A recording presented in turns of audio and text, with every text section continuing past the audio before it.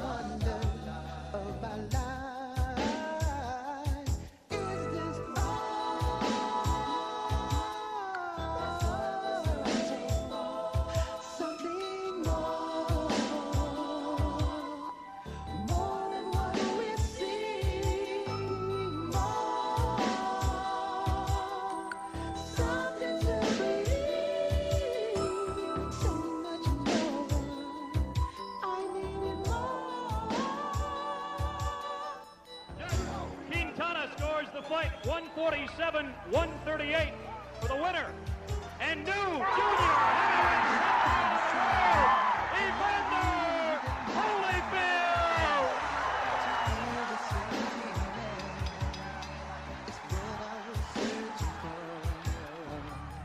Empty words had said, I love you. My friends told me they stayed. Turns things around again. Another left hook and a right.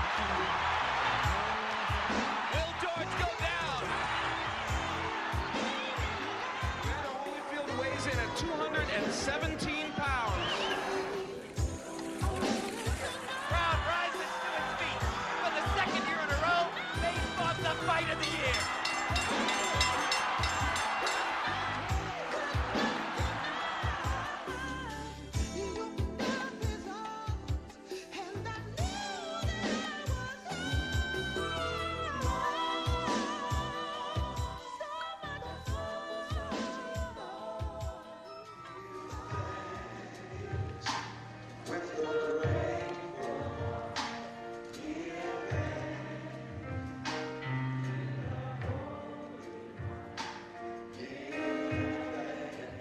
Well, spirituality was brought upon me as a kid.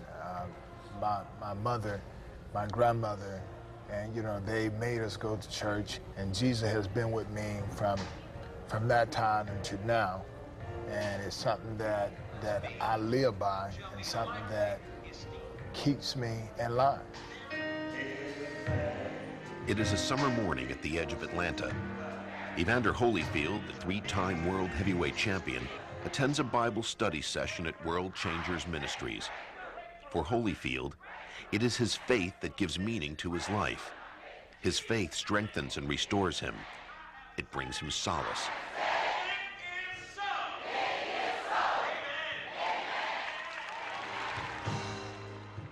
Well, living for the Lord puts you in peace. It means that wherever you're standing, the words speak, let your heart not let your heart be in trouble. The Lord asks you not to let your heart be in trouble, so that means for you to be in peace. The word of God give you peace.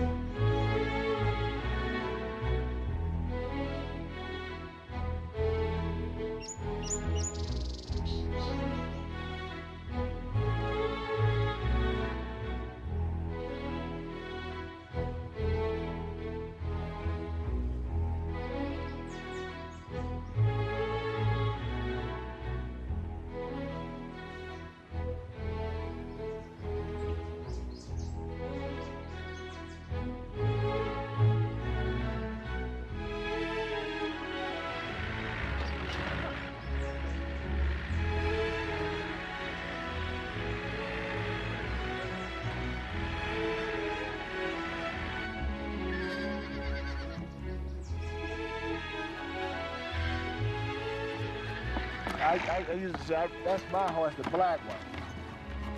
The Tennessee walking horse. I've been thrown twice by that one. Once at Rambo. Your horse is the one that was pregnant. You didn't know if Yeah. she was pregnant? I didn't even know she was a girl. Nah, I do.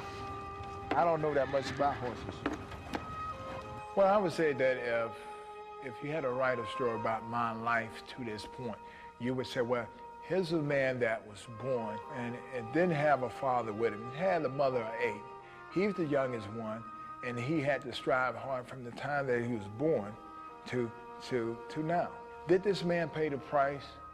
Well, yes, he paid the price, but you know, his price was that he gave his life to God, which was no price.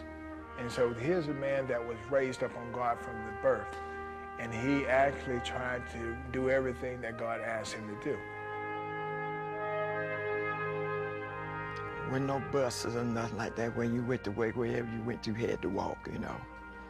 And they had care, but the care wasn't that much, but you didn't make no whole lot of money down there, you know. So most people that couldn't afford a cab or didn't have a car, they walked, you know. Like they had cotton, and chopped cotton and taters and pecan, things like that. Evander Holyfield was born October 19, 1962 in Atmore, Alabama, a small town just north of the Florida border.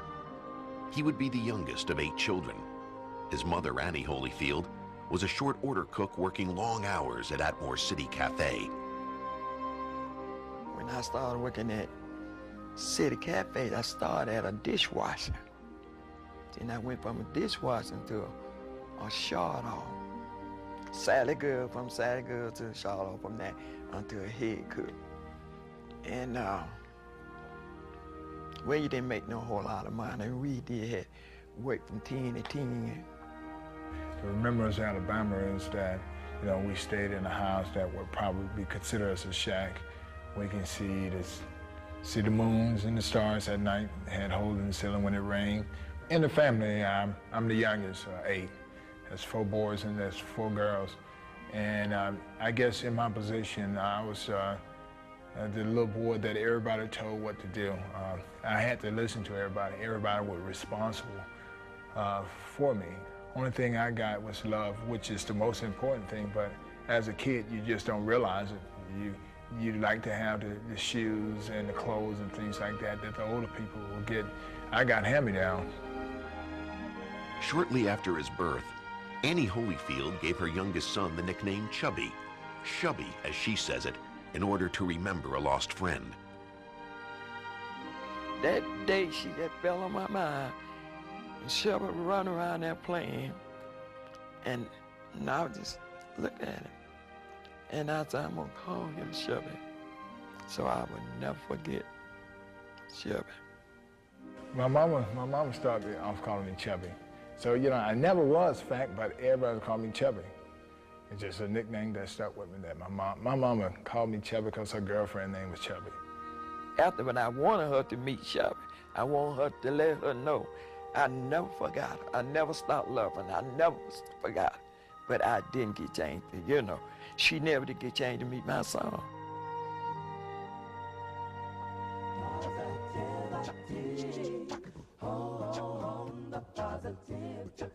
Brown Crown's vanilla ice cream with chocolate, dipped in chocolate. Couldn't afford to get it every day, so I got it once every 2 weeks when I was able to save my money up. Then if you get adventurous, you get a brown crown with nuts. And that is chocolate with nuts, with ice cream in the mouth.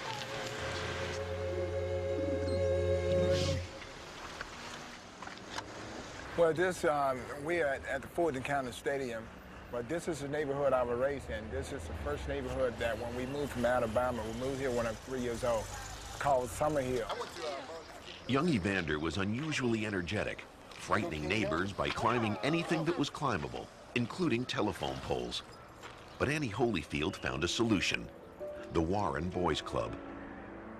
And it did work out, cause like when he went to school, go to the boy club, come home, he was too tired, you know, to climbing over the trees, or want to jump some fence, or want to swing on the limb, you know, things like that, you know. He was too tired to do that. He had done it all over there at the boys club. But to join the boys club at that time, it cost a quarter. And I became a member, and it cost a quarter, and I remember getting the money from my mom, and I was all excited. I started boxing here, and how I started boxing, I came up from the football field. I came into the gym, and someone was hitting the speed bag. As you can see over there, when someone's practicing, everybody in the gym can watch. And I wanted to learn how to hit the speed bag, and I asked the coach, can I hit the speed bag? He said, you had to be on a boxing team. So I asked him, he said no. But every day I would come by and ask him, and finally one day he told me I could.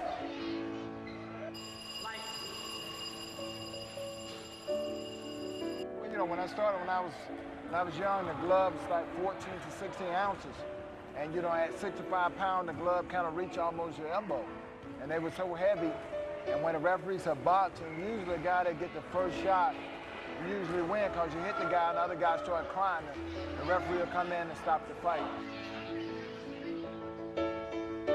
Evander Holyfield was 8 years old. His boxing career had begun. And from the beginning, his ambition and his ability was nurtured by a man who became a second father, the club's boxing coach, Carter Morgan. Morgan was drawn to Holyfield's precocious skills and his work ethic. He told Evander, one day he would be champion of the world.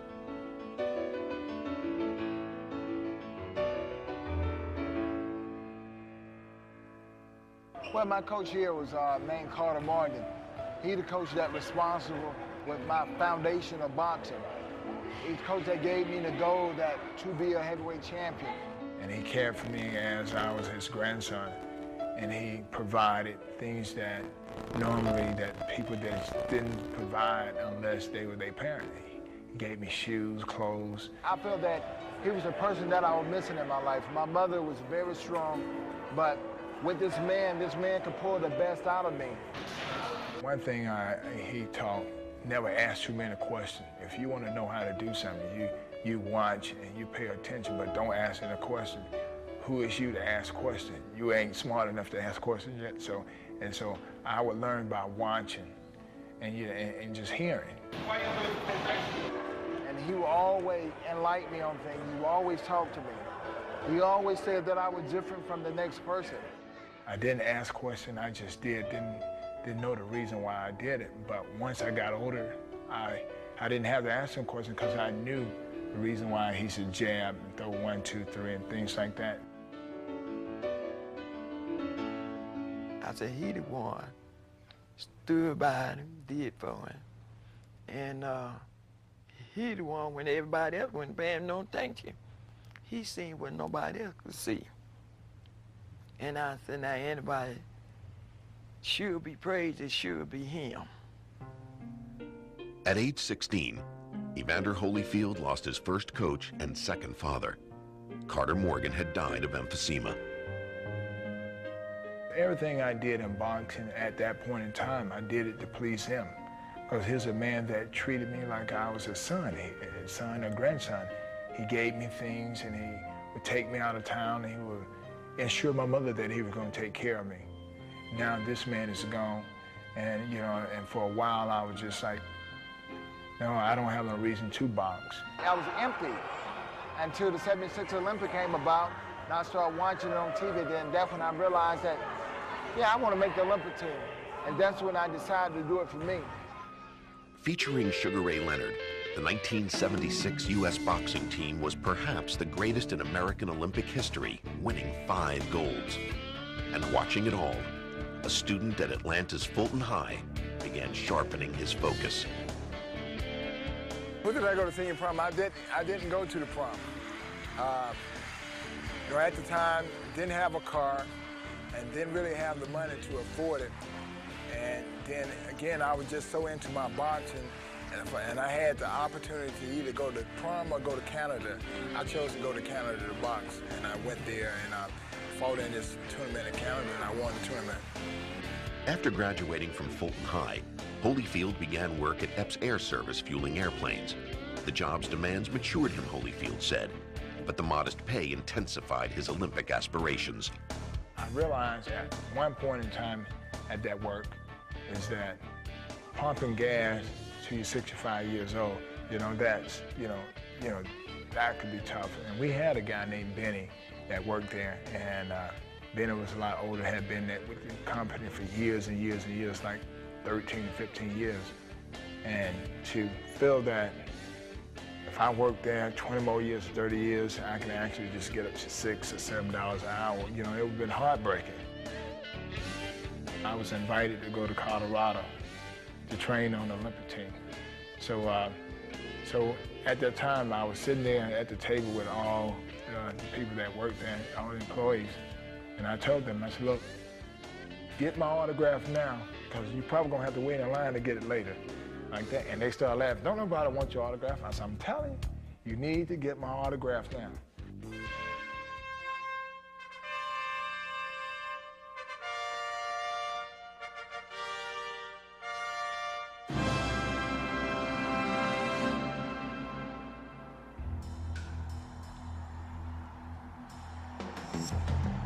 At the Los Angeles Olympics, Evander Holyfield, Fulton High class of '80, cruised toward the light heavyweight gold medal, easily defeating opponents from Ghana, Iraq, and Kenya.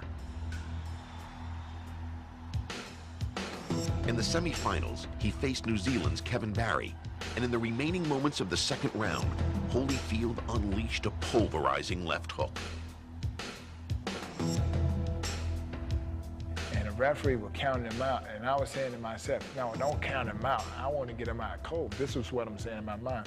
So the referee didn't count him out. He stopped, then he waited, then he came back and he said, next time I said, stop, stop.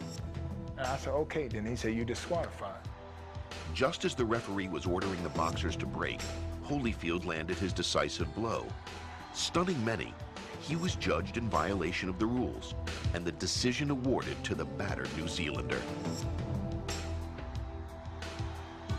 And they raised his hand and they parade us around the ring with his hands up.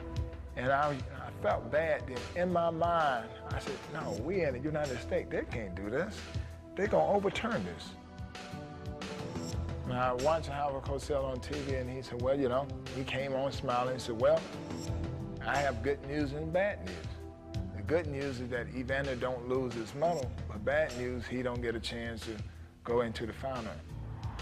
Though there was no gold medal match, it was decided Holyfield could keep the bronze he earned for reaching the semifinals.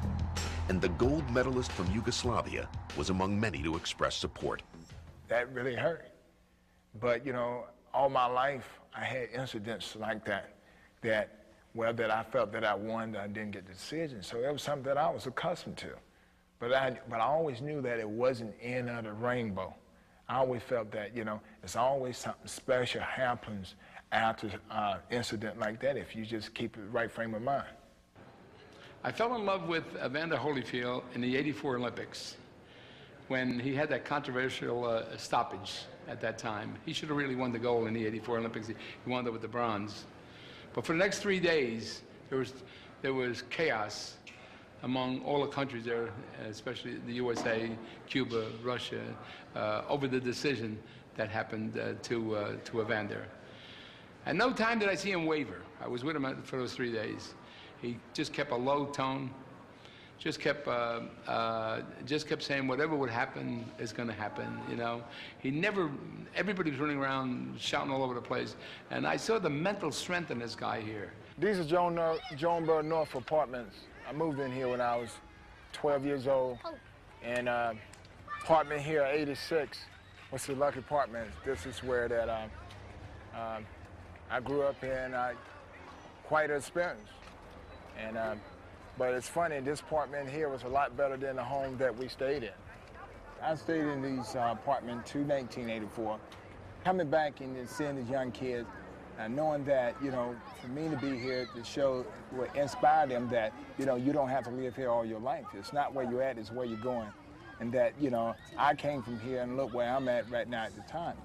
And so, this can inspire these kids to, want to be better. He's a gentle human being outside of the ring. He's soft-spoken, but in that ring, he's like a Ray Leonard. All the great ones have that quality. He's the kind of guy who would back in Greece, he'd have a sword in his hand and he'd be out in the sawdust coming at you, you know, and you wouldn't want to see that. He's a bayonet fighter. He wants to get in there with you and get close. He doesn't want any fooling around. He's in a fist fight. As a pro, Holyfield's rise was swift. Just 2 years after his Olympic disappointment, he was fighting for the junior heavyweight title. It was July 12, 1986. His opponent, Dwight Muhammad Qawi, was heavily favored. I was fighting a guy that I know was ferocious, and I'm fighting a guy that had a reputation pounding people bigger than him. I mean, he was 5'7", but he was, you know, he was everything that everybody said he was. And everybody making that excuse and saying, why is they putting Holyfield in there with the toughest man at this time? He only been fighting 2 years. You know, I prayed and I prayed and I prayed, and I said, Lord, just let me do the best that I can. Came down to the 4th round. He put that relentless pressure on me that I started tiring out.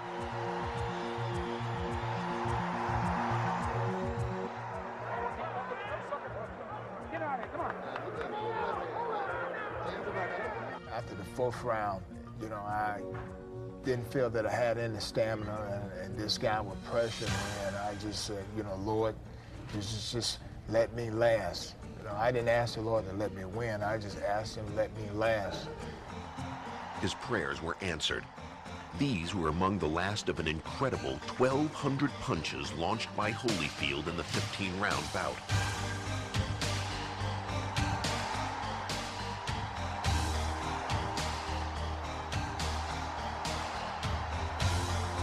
When the fight was over, it was a tough fight, and I didn't think about winning. Only thing I was saying in my mind, Lord, I just thank you for letting me make 15 rounds. It didn't make no difference who won the fight. Judge Quintana scores the fight 147-138 for the winner. And new junior Evander Holyfield. I remember leaving the arena, going back to the hotel, and ended up had to go to the hospital because I had dehydrated. I had lost 15 pounds. I felt terrible. And you know, for about 3 or 4 months, I felt terrible.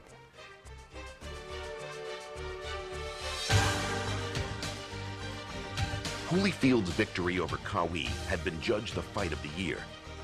On March 11, 1989, in Las Vegas, he opposed former heavyweight champion Michael Dokes. Ring Magazine would call it the fight of the decade. After the 9th round, I came back to the corner, and I was sitting on the stool. And I remember my corner man, Ace Morales, said, call Jesus. And I said, Jesus, please help me. And the bell rung. I went back, and I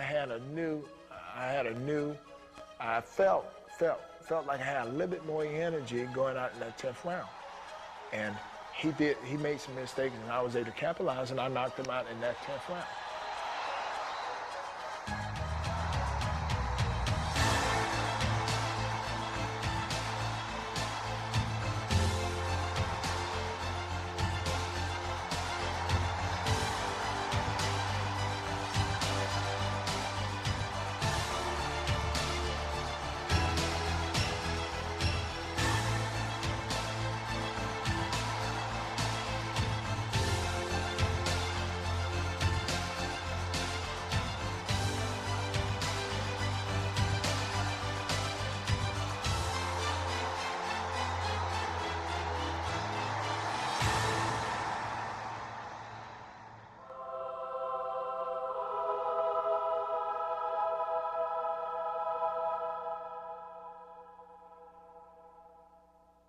The next goal was to keep looking for better and better ways to keep him motivated, to keep him sharp, implementing things like deep tissue massage work, good, highly researched vitamin supplements, better ways to train, better equipment to train on. So it's just, the goal is, once one goal's met, there's another goal right behind it.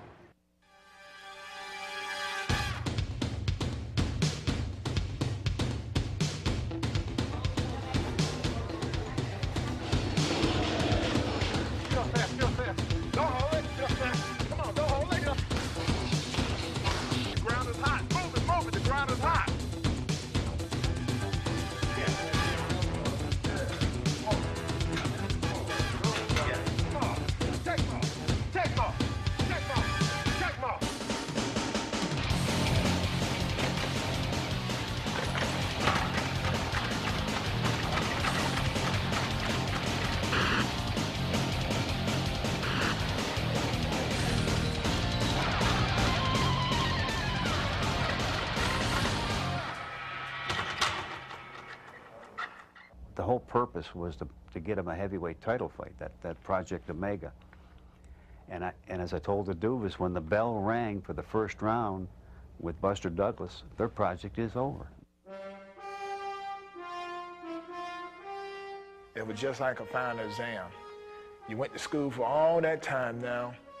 This one day is gonna make the difference what type of person you are.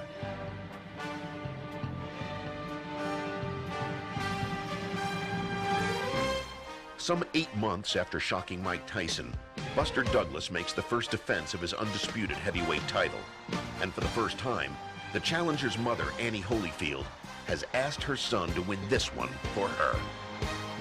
I went out there and I looked right through Buster Douglas at the time, and I just can see that I'm gonna win this fight. I was looking at him so hard that his eyes just dropped. He couldn't look me in my eye. And from that point on, I can sense that it was already over. This is for the big championship of the world. Protect yourself at all times. Any questions from the challenger or his chief second? Any questions from the champion or his chief second? Let's get it on. Here we go.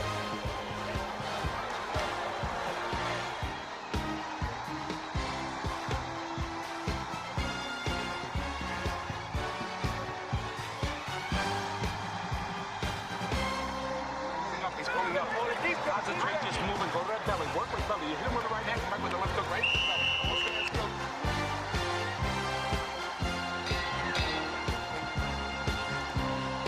And the new, undisputed heavyweight champion of the world, Evander Holyfield. A lot of people felt that I couldn't do it because I was a small man. So this will, display to the kids that, if you work hard and train hard and work at anything, you can be successful.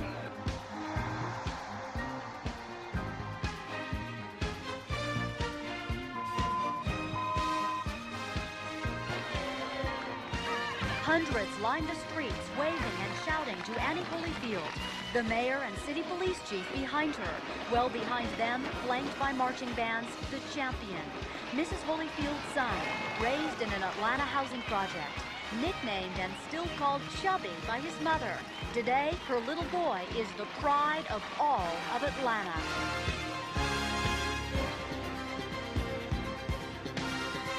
Mrs. Holyfield says he was a quiet child. He wasn't a bully. He made people laugh. He went to school. He got his first part-time job at the stadium at age 15. I taught him, just how to respect everybody, like he treat everybody as he wants to be treated. And on behalf of the people of the city of Atlanta, hereby proclaim the month of November 1990 as Evander Holyfield Month in Atlanta in appreciation of his many contributions to our city.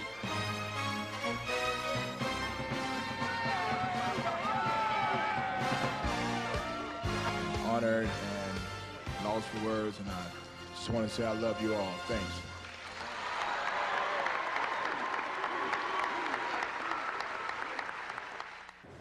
Evander is his own man.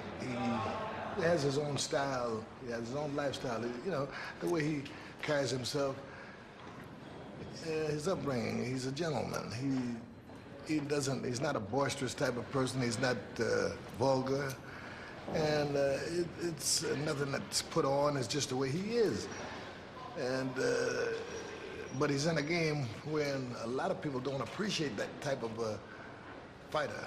They want a boisterous, loud, you know, egotistical guy, you know. But he's just not that way. Oh, say, can you see by the dawn? Tonight, undisputed heavyweight champion Evander Holyfield defends his title against former champion George Foreman. And the twilight's last gleaming. The challenger, Malkin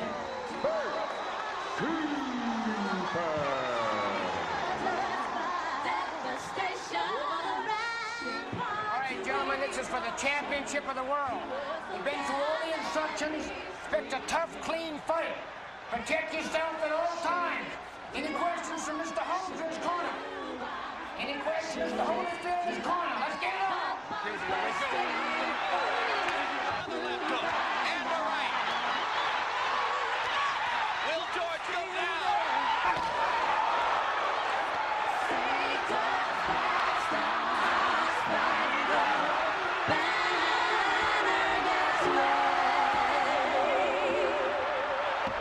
And there's another. And Holmes comes with an uppercut to the right hand and briefly stuns Holyfield.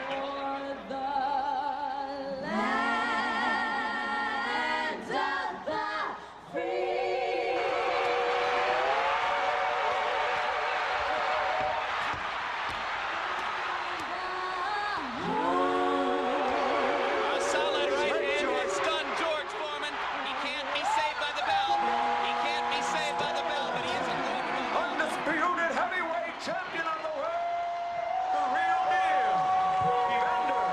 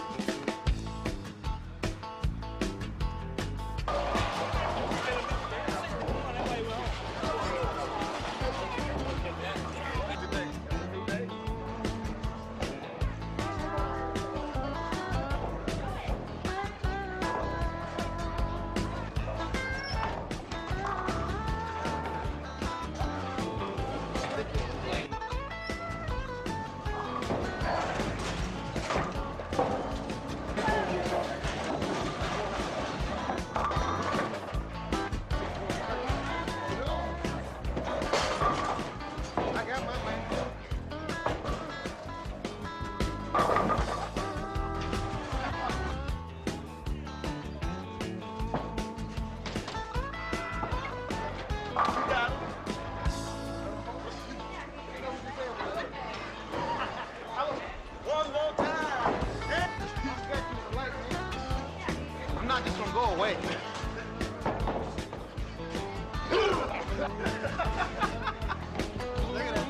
I've got beat worse. The whole thing, I expect to win each and every time I come by here. You know, everybody have their day. I get better, and I know I will. And I make them eat every word that they say.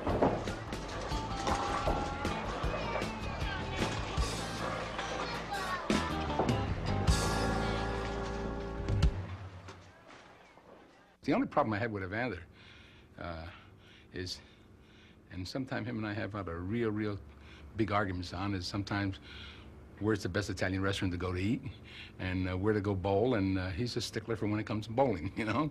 And he's got to beat me all the time. That's all he's got to win. He's got to win all the time, you know? But he's a competitor. And this shows you what kind of a competitor is, whether it be going to select an Italian restaurant or whether go bowling. I mean, he's out there competing with you all the time, you know? It was 1992, and despite a 28-0 record, the world heavyweight champion was still seeking widespread respect. But then, in a one-year span, came two bouts that defined him as a boxer and a man.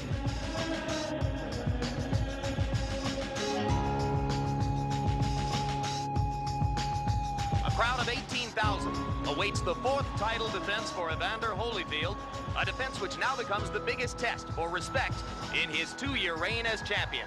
Can Evander Holyfield beat a heavyweight who is both younger and bigger than himself? That is what we're here to find out. On the red on Bo's trunks and the red tassels on his shoes, from time immemorial in Africa, red symbolizes royalty. Too smart, too slick, baby, too slick out there. Let's get ready to rumble! Hand over the top, Evander just freezes and looks at him and then comes He was right hurt. Bo didn't realize that he was hurt. And now Evander is reeling as Bo lands the left hook and goes to the body to try to set up the finish. It was already a special event after the first 9 rounds. You could see Bo growing into the task and learning a little bit about being in that kind of a war. You could see Holyfield, as Evander always did, giving everything he had to the task. Going into the fight, the questions were whether Bo had the heart or the stamina to stand up to a very well-conditioned, highly motivated, tough champion like Evander Holyfield. And for the most part, Bo had answered those questions in the affirmative coming into the 10th round. Gentlemen, all this time, you can't understand someone being so dirty. You see Holyfield going down in this round and Bo stuns him with an uppercut. And just like that, the champion struggles to stay on his feet. What a heart by Holyfield. He's going to stay on his feet. He's hanging in there. Gets away from a right hand, blocks another one. Bo throwing and throwing, now goes to the body. Holyfield somehow standing up, but staying too close to Bo. Joe Cortez watching. Champion gets the benefit of the doubt. That was a right uppercut that started that sequence. Now Bo has got to start all over again. And Holyfield weathers the storm. There was a moment, almost a suspended moment, when you could see that Bo had suddenly become arm-weary. I had thoughts, and I had one foot up on the stairs. Maybe stopping him from getting hurt. But knowing the heart of Evander, I think he probably would have never forgave me. Bo should be taking that kind of advice. Look at Holyfield. What a warrior. It now became Evander's round. And he began rocking Riddick Bo. So much so that though Evander had been staggered, driven into the ropes, buckled, not necessarily in that order, one of the 3 judges gave that round to Evander Holyfield. Reversing the tide of the battle. Now has Bo wobbling. And he lands the right hand. Bo fought the fight of his life. Whether he can ever repeat it again, I don't know. In round 11, Bo was spectacular. Holyfield in serious trouble now. Bo has got to be cool trying to finish him, though. There's the uppercut again. The mouthpiece is out of Holyfield's mouth. And he's going to go down. And Holyfield gets up very early in the count. Second time in his career he's been knocked down. New heavyweight champion of the world, Riddick Big Daddy Bo!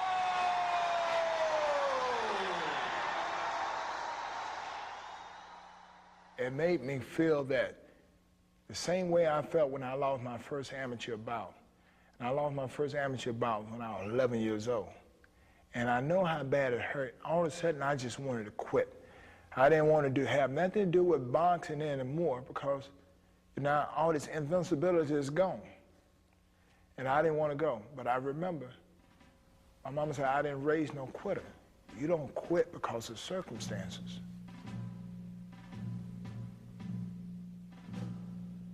Riddick hasn't put in a whole lot of work, and when he meets up with Evander Holyfield, he's going to meet a man who's on a mission, definitely out to get revenge and a vendetta. I always come back. Evander Holyfield weighs in at 217 pounds.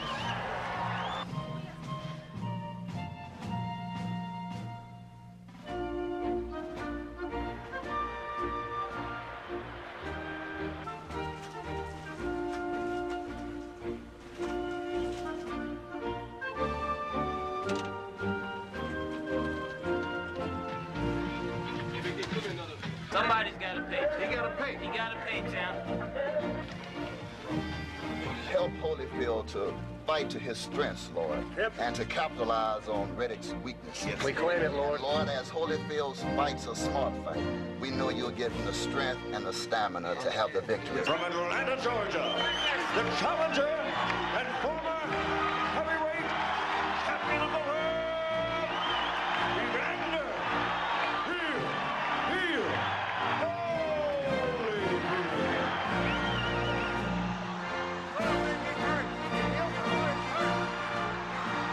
Holyfield running for a stoppage here. It would shock the world. And a parachute has just landed on the edge of the ring, has been pulled away by security guards. Crowd rises to its feet. For the second year in a row, they fought the fight of the year.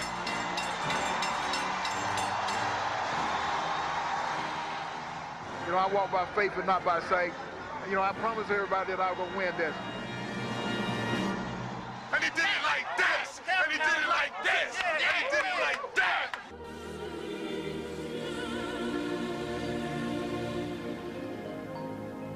Everything I've done, it was in vain to a lot of people because everybody looked at Tyson as the invincible one, the one that couldn't be beat. And then even after he had been beaten, they felt that he only beat himself.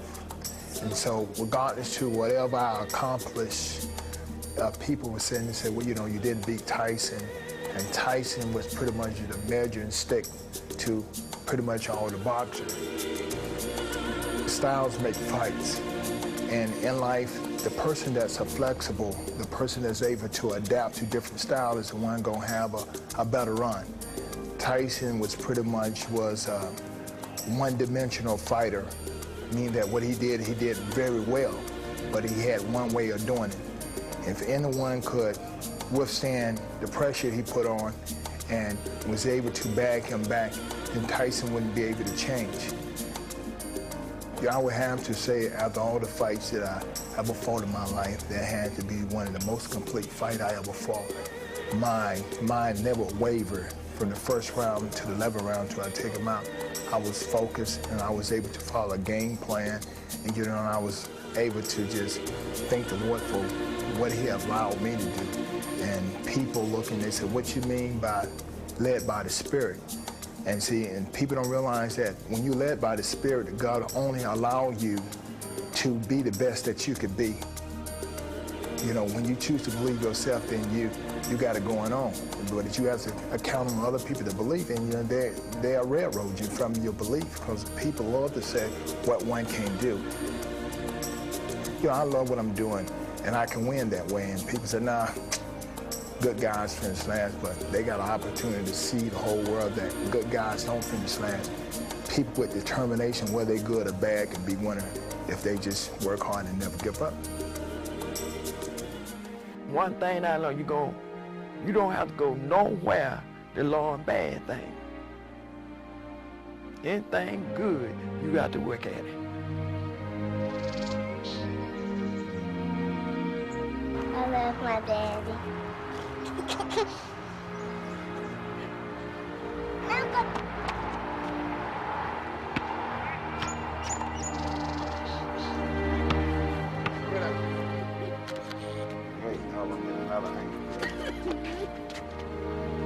People honored me and I honored them, back and forth to the point where that here I am today.